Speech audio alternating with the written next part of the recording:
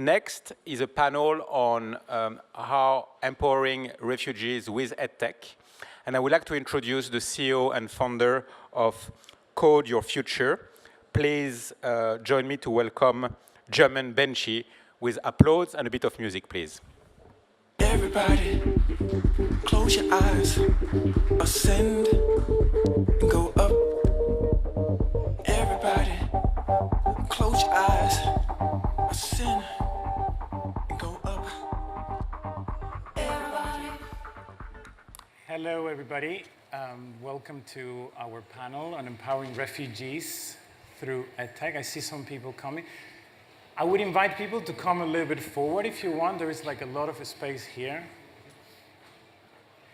Anyway, so I'm really excited to be in this panel today. I'm honored about having you guys here. We have Tariq, the CEO and founder of Rumie initiative. Emilie White, that is heading the online efforts from Amnesty International. Ahmed Kino, he's a refugee from Syria, graduate from CodeYourFuture, the coding school that I'm heading, and he's now working for a tech startup called WeGotPop.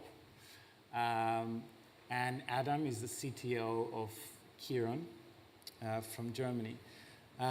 So I would like to start with a short introduction about what your organizations are doing to support underserved communities, and in some cases specifically the refugees. So I'm going to start with the organizations, and then we'll go to Ahmed to hear a little bit about his personal story. Tariq, if you would like to start. Sure.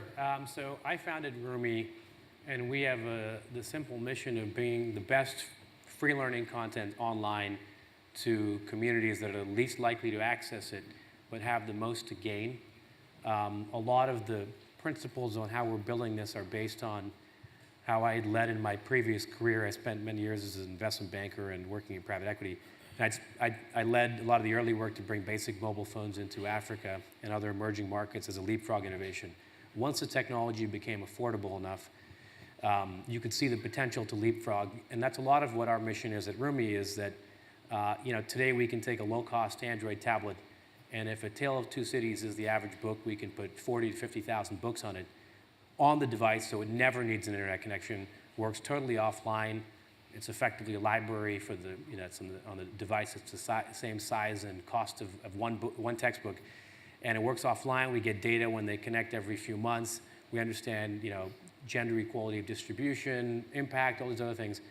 And specifically in the context, so we're in over 20 countries now. In the context of the Syrian refugee crisis, we were approached 2 years ago and began work along the Turkish border. Now we're doing it in Lebanon and soon launching in Jordan also. And they're programs that use the exact same principles of customizing, curated, localized content run by local partners in programs where the communities are largely offline, but access to education is a dire need quickly, and we've had good results with it. Cool, thank you. Emilie? Hi, so I'm Emilie White from Amnesty International. Amnesty International is a global human rights organization, the biggest human rights organization in the world. I'm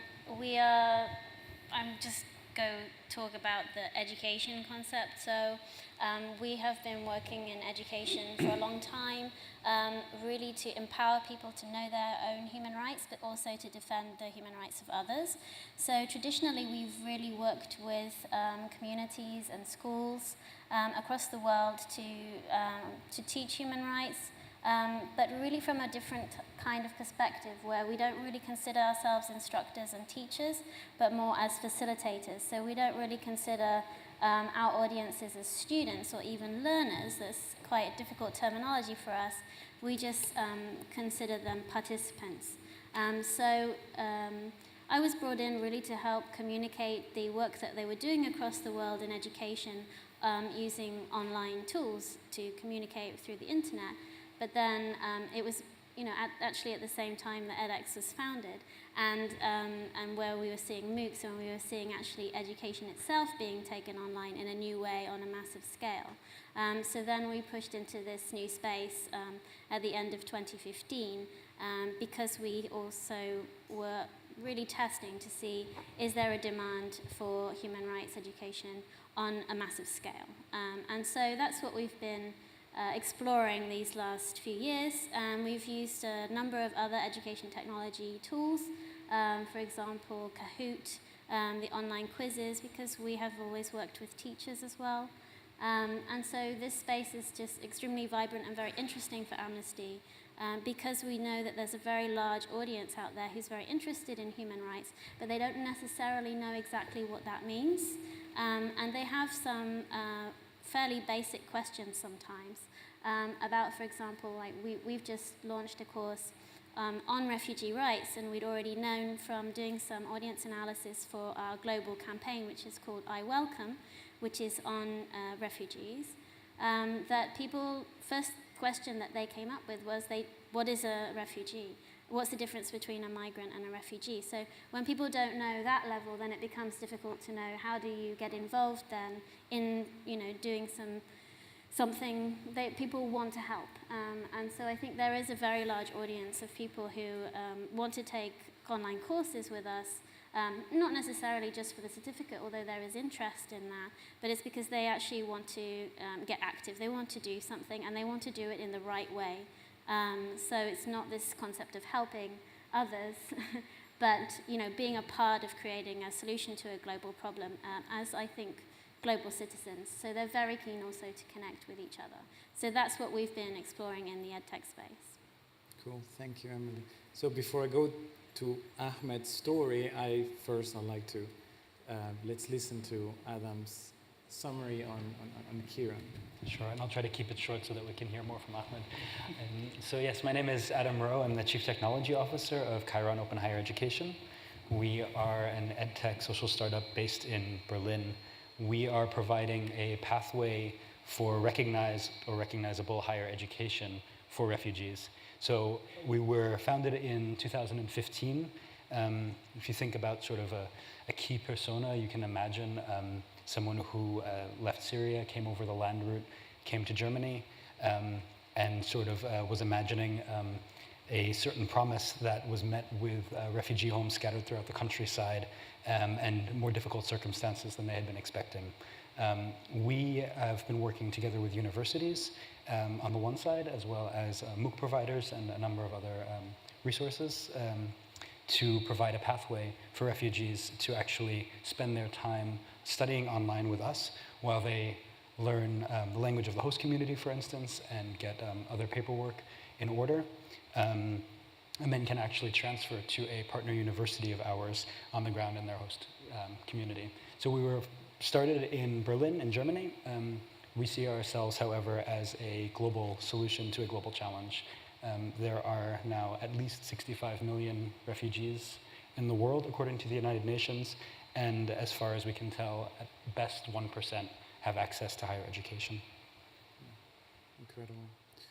So before we go on to listen to a little bit from Ahmed's story, I really wanted to highlight how valuable I consider to have a refugee as part of a discussions with refugees.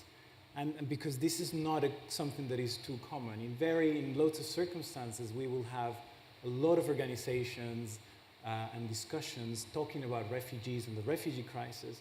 There's very, very little presence, and we cannot hear about them. So to me, when Benjamin asked if we could have one of our graduates and stories in the panel, I thought it was really an incredible opportunity to give that chance to hear that. So Ahmed, would you like to just share a little bit about your journey so far as a refugee in the UK? And I think I'm interested in hearing a little bit more about what did you hope it was going to be arriving in the UK. As Adam says, there is this, you have that need to want to looking for safety and stability. So how was your dreams compared to actually what was the reality behind on pursuing further education and trying to get a stable life here?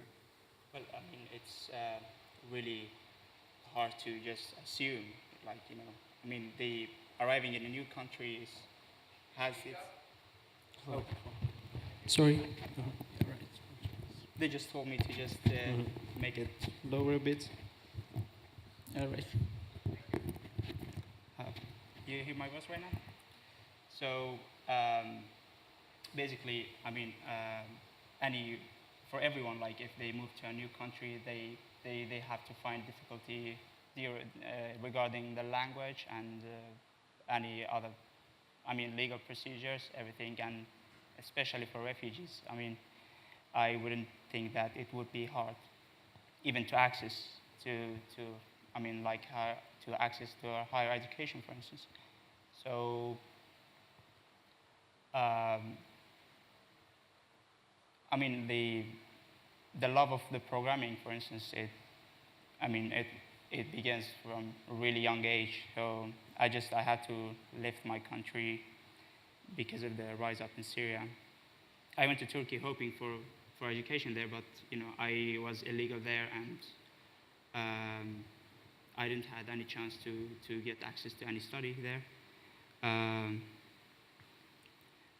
So I was always hoping to just, you know, complete my education, especially in programming. So I just did the journey to here, and since after arriving to UK, I stayed like for 5 months in one of the temporary accommodation, which they gave me a really basic incomes for really basic stuffs like food and just food, I think.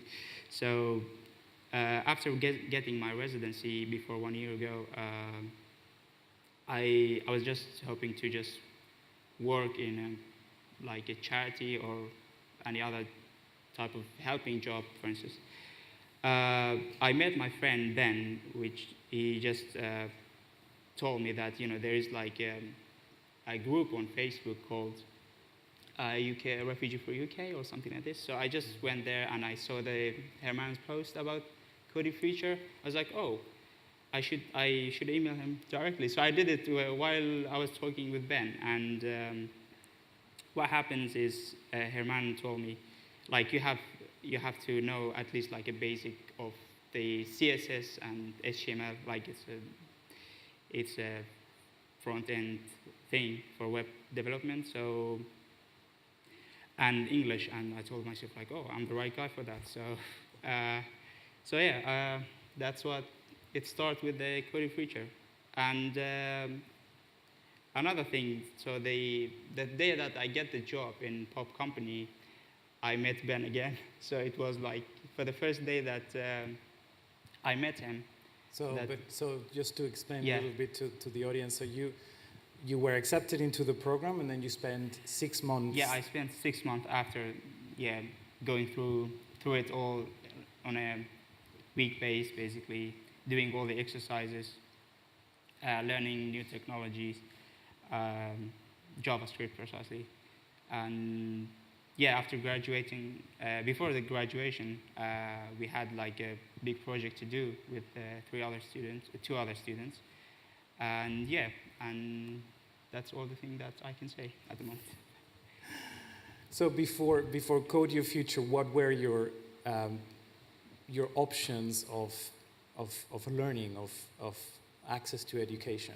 What were the opportunities that were given to you? Yeah, actually, I'm still, I have the lack of information, to be honest, about how to access the universities, because, I just need from a person to have the experience for that. I mean, to tell you, but I think, generally they just have to do the GCSE course or something like this, and they have IELTS English language. It's like international English test for foreign people, and so you basically just apply for the university, and they're going to accept you, and you have to take a loan from the government the fund from the government. I think they give you like £20,000 for the whole thing. So Yeah. this is the further I know. This is what you know about it. So, Yeah. Okay, thank you, Ahmed. Yeah. I just wanted to also remind you guys you're free to ask questions through this link, and then I'll take a look at them here. So Adam, how does Ahmed's story resonates with the situation in Germany and refugees and the reasons why you started Kiron? Yeah, so I think that what you've experienced is something that a lot of people, not just in the UK or in Germany, but actually all over the world, are experiencing where they come to a new place and are confronted with some confusing options at best. I think that one of the interesting things about the Kiron model and where we perhaps differ a bit from CodeYourFuture is that we decided actually to take the path towards recognized higher education through the universities. So there are a number of, say, refugee code schools also in Germany. Actually, I know some also popping up in Latin America, kind of all over the world by now. And we were very briefly in that space in the autumn of 2015, and we decided actually that there really are, of course, different groups of people interested in different things. And there are some people who will be interested in very quick job market integration, and for that, programming, especially in Europe at the moment, is an extraordinary opportunity given the need to fill positions in the tech sector all over Europe. At the same time, there are people who want to go into a academic university setting, not necessarily go straight into a job market, but go and have that university experience and spend time there before entering a job market. And I think that's where, from my experience, also the people who start with us don't necessarily know on day one. We've worked together with people who have done both at different times as well. Yeah. Yeah. And so Tariq, Rumie is looking at another segment of the issue on educating underserved people. So you look at your target groups are more on the schools, right? So primary, secondary, is that right? Not entirely. I mean, I think our view is generally that if you look at the economics and the quality of bringing free digital education to offline communities that have never had access, it makes sense in a variety of contexts. And I'm not a fan of much of the paternalism in international development where some guy in DC decides what people in Africa should get. Our view is, like any good startup, we let our users find us and we let them develop the best way to use it. And so our growth entirely on the countries we're in, it's 22 or something now, is being pull rather than push, which is to say that people came and they said, we want to use this. We're structured as a nonprofit, but we sell the technology at cost. That's our sustainability model, and there's a lot of demand, and a lot of that demand is being formal, a lot of it's informal. We started to grow a lot with job skills, so we're doing programs at Junior Achievement in Africa on that. And our view is if someone approaches us and says, we think we can use this very effectively in this setting for this purpose, and we have a budget and it's much better than bringing in paper, it's cheaper, better, and faster. We don't tell them, oh, sorry, it's only meant for, these age levels. We say, great, here it is, and we'll help you and succeed. We do evaluate partners on a number of things, but that's not how they use it effectively is not one of them in terms of age levels and content. And so we've learned an enormous amount by allowing our partners to pull us in and implement however they best see fit. And it's being used in mountainous regions of Guatemala and Syrian refugee camps, and now increasingly in northern Canada and indigenous communities. They're in ways we probably didn't expect, but you kind of learn by doing. It's a bit of the lean startup model. And can you give us an example of one of those stories of how it's being used to give an idea on yeah, I mean, so I'll focus on the Syrian refugee context given the panel focus. I mean, we can build technology to allow people to organize the best free learning content and then allow it to be taken offline and used offline and 100%. They connect later, they get data analytics. It's a solution for offline communities to get the best of what's online and frankly hasn't been accessible. And it's infinitely cheaper than building internet connections where they don't exist, which is, frankly, I mean, the cost of building a satellite internet connection in some place where it's otherwise extremely remote is infinitely more than the cost of storage space. So you just dump stuff you need and use it offline and sync every 3 months. It's just infinitely cheaper. It's an economic question. So we can take content and have it work offline. We let our partners determine how that's used. There's an obvious question that people ask is, well, what about the content? We're working with local partners. They're always educational organizations, so they already know what they want to do. And if they don't know how to do the education component on the ground, they're probably not a good partner for us, so we don't work with them. But we handle the technology, they do the education part. Now, what we found in the Syrian context was we were approached by organizations, but they had some of the content they wanted to use, but a lot of it they didn't have. And people believed that the idea was, well, you know, a lot of people here probably think, oh, you could just take this stuff and translate it. You don't need to translate much. Frankly, you can find anything you want online in the major languages today. In Arabic, in Spanish, in Portuguese. The challenge isn't that there's not enough content. The challenge is too much, right? You go to YouTube, I can learn to be a plumber for free. I can learn to fix car engines. I can also find a lot of cat videos that are probably not that useful. And so the challenge is curation. And our view is that the only way you can do that effectively is through crowdsourcing. And so I used to be a tech banker. I worked in the group that did the IPOs of Amazon, Google, and Cisco back in the first dot-com bubble. My favorite business model was Wikipedia, which we couldn't IPO because they're a nonprofit. And so we actually, we went through Y Combinator's program. I gave a speech at their offices in Silicon Valley to 200 educators, and I said, look, you know, if you want to help refugees, the only way today is generally to give dollars, and we want you to donate your skills. And we said there's 200 people in this room, and if everybody, in that room anyway, 200 people, and if you all give half an hour, we have 100 hours of the collective wisdom of the crowd. Here's what our partners on the ground are saying they need for specific content. And the crowd was able to produce 70 to 80% of what we needed in probably a month, what would have taken us about a year. And I would say the one piece I'm most proud of is that we had people in the Arctic Circle, literally in northern Canada, using computers to impact Syrian refugee programs on the Turkey-Syria border, something that wasn't possible a few years ago. So we see that as a key to expanding into different languages, cultures, subject areas, as you know, you get 1 million people to support the movement. Thank you.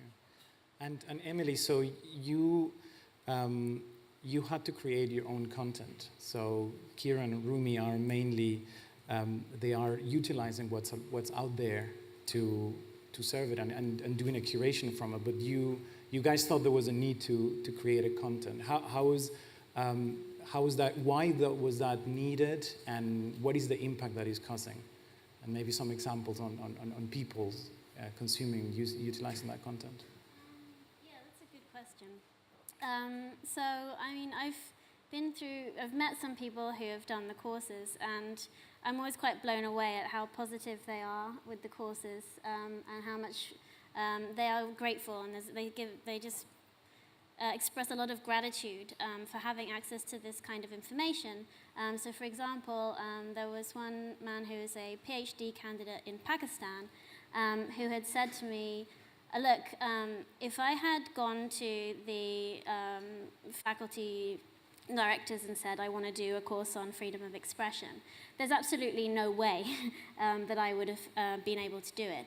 But you've made this course, it's accessible to me, I downloaded everything, and I just got a group of students, and we learned about freedom of expression through your class. And I delivered that, and I was even allowed to deliver that. So there was some strange way of going through this informal way that was getting through some cracks in the system that allowed people to have access. We went in with really very little assumptions about who's going to use this and what they want. All we understood was that there's going to be a lot of people here. We're doing a pilot in English because it's a global language, because it's a pilot, so let's keep it simple for us too. But then we were like, well, you know, they're going to be, most people, English is a second, third, or fourth language. So let's keep that in mind. So it's not like we want to just pick and pull out any content, even though that was an option we also investigated, because we thought, well, let's do what we know best, which is we try to communicate globally in plain English, and try to do that in a way that's not exclusive. So how do you create content that's inclusive? Even to the level of, like, we were doing some animated videos, and we were like having comments saying, you know, let's try and change the shapes of every single person's nose in this video, because when you don't see yourself in this, then you're putting people off. But I mean, to that degree, it's also a very difficult concept to deliver, because we are trying to deliver something universal human rights. So, but we know that human rights are interpreted in different ways all over the world, but we knew we were going to have audiences all over the world. So we didn't know exactly where they would be. So it's very exciting when you see that, you know, every single country, we've reached people in every single country. And, you know, you see there's that one person from Kiribati, and you're like, wow, there's a, you know, a dot on the map there. That person had an interest in human rights, and we just want to increase access to information about that. And we want to create a really strong pedagogy that's, again, based on our principles, that we're not telling you anything, that we're all discovering this together. So your perspective on human rights is as valid as ours is. We want to create a space where we can facilitate discussion about that.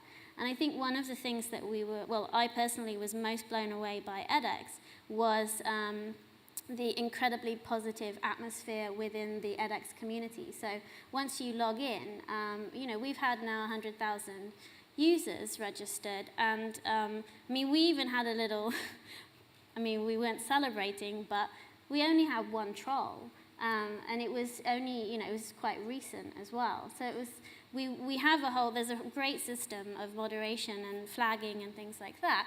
And we were kind of, the first time we had like lots of people on there to make sure that we were going to, you know, help create this safe space. But the space was already safe. So this is a great place. We can actually be bold. We can have these discussions. So for example, this time with the refugee rights course, we were sending people off to investigate different data sets. So, you know, there's a lot of information about the numbers of refugees, but then how do you personalize that?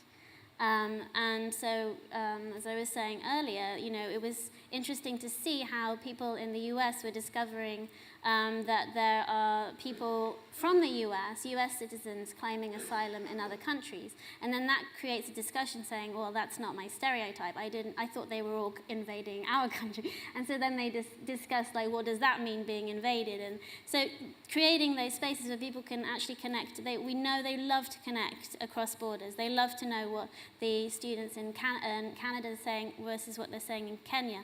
So then you have this discussion, well, in my country, you know, in Lebanon, we have a lot of people from different countries in my country, and then explain what that feels like, and just let those stories happen within the space there, since it is so safe. So we did a lot of that, like let's help set them tasks where they can go and discover for themselves what it is, and also about this critical thinking, because you know, you can go out and look out there and you're going to find a lot of misinformation as well. So then how do you start analyzing what's true, what's not true, what are the interests behind what people are saying about other people, and what does the state signed up to do, what are the actual universal human rights laws that are set that you know, governments have signed up to that they will do for refugees. And then really personalizing what can you do. So we know they want to take action. So then how can you take action? So that's what we're trying to build in, that it's a course where actually by the end of every one of our MOOCs, you actually know what you personally are going to do. Everybody taking the course is different. So we have this PhD candidate, and then I had, you know, lots of letters from different people. Actually, one of the people that I had first was on the first course was actually an email from someone saying he was a Syrian refugee in Germany. I wasn't expecting to get that email saying that he wanted to pay for the certificate, but he didn't have, it's not that he didn't have the money, but he didn't have the way to do it on the online system. Yeah. Okay, thank you. So it seems like there is a pattern across the organizations on not just thinking on the technology, on the content itself, but is how to make use of the human resources around it, and how to create a space of collaboration and exchange. And we have a question from Thomas around the crowdsourcing efforts. He asked specifically around Rumies, but I think it's worth expanding it a little bit more and talk a little about the Kiron's effort, because in a way you are also utilizing crowdsourcing effort, right? It's not, the content you are curating is one aspect of it, but you have this whole platform of people helping out these students. So tell us a little bit more about this and how important it is. And do you consider is that a limiting factor to your growth? That was sort of one of the questions we had from the audience. Sure, yeah, it's a great question. So, is this? Yeah. So I think that one of the keys that we've learned from the beginning on was that, yes, curating MOOCs, if you will, we can build, in some cases, the first couple of semesters of a university-like education out of courses from edX, Coursera, and other MOOC provider partners of ours. But we all know about the issues with MOOCs, about motivation, about learning. We know about social learning as a core aspect. We also know, of course, about the success factors of guidance and other sort of more one-on-one effects. So what we've done is, in addition to having our mostly MOOC-based curriculum, we've built a series of programs that offer various types of support to our students. So one of them is something like a tutorial session that you would find at a university. If you think about sort of a traditional research university, professor standing in front of a classroom for 2 hours a week, not taking any questions, that's not so different from a MOOC, actually. And then if you're lucky, you have a nice PhD student somewhere who's also enjoys teaching and is forced to teach the undergrads, but also enjoys it and can also answer questions. So what we've done is sort of taken a model similar to that and sourced volunteer academics, really, to teach classes online for us using mostly Google Hangouts there, so that our students who are all over the world, who are studying online, can also get this. In that case, it's sort of more like a 10-on-1 than a 1-on-1 scenario, and there we really have volunteer academics. And I can just say from my personal experience, it's nowhere near a limiting factor yet. So I studied physics in the universities, and when I posted about Kiron, I got everyone out of my entire Facebook feed, everyone I know who's got a master's degree or a PhD was jumping, saying, oh wow, I can finally do something meaningful with my degree, can I help you? So that aspect is definitely not limiting anywhere near yet. We have some other programs as well where we're doing one-on-one work, some corporate mentorship, some sort of more, let's say, softer social integration. And there it's really about focusing on the community, seeing either local businesses who are interested in mentoring students of ours or finding students at the local host universities who are interested there. And that's a little bit harder by just reaching into our own networks. That requires also building up some community management, sometimes on the ground. Okay, and Tariq, in your case, is there any limitations of the crowdsourcing? Do you need more people to?